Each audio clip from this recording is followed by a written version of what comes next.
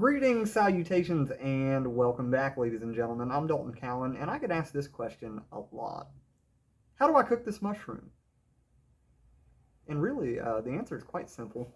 A lot of people think I'm just being dismissive, but, you cook it much the same as you would any other mushroom or vegetable. As far as what you can put them in, you can put pretty much any mushroom in pretty much anything but a fruit salad, and it's going to go pretty well.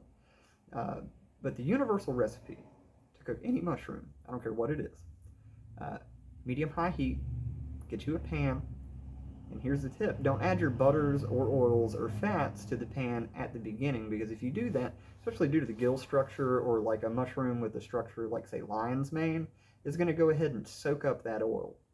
And then your mushrooms are still going to stick to the pan, and so you're going to add some more, and then it's going to soak that up, and by the end of it, you're just going to have an oily, mushy mess. To avoid that, you need to dry saute your mushrooms first. So in other words, just add them to the pan with absolutely nothing. If you find they're sticking to the pan, and even if they aren't, you can go ahead and just add a splash of water here and there. That's going to boil off really quickly, and that steam is going to help those mushrooms to kind of go a little bit noodly. Once they do that, then you can go ahead and add your butters or oils or fats, put a little color on them, and they're good to go just like that.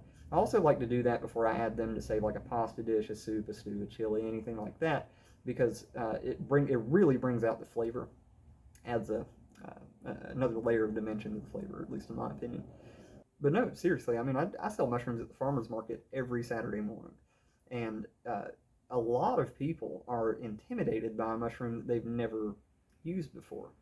But I really, really encourage you to branch out, because you can cook mushrooms of pretty much any kind, pretty much exactly the same way.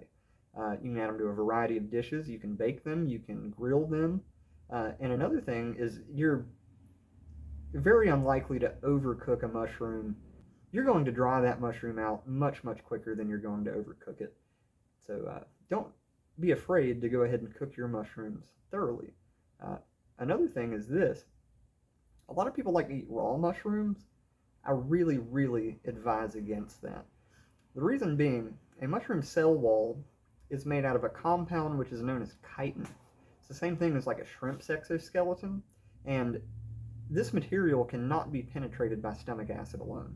So if you consume enough raw mushrooms, you can actually give yourself some indigestion and upset your stomach.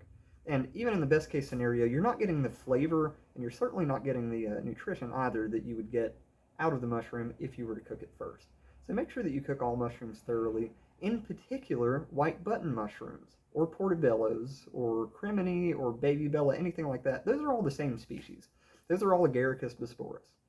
They're just grown in different conditions, and they're harvested at different stages of maturity. But if you're consuming those mushrooms raw, you're actually consuming a group 3 carcinogen, which is known as agaritine.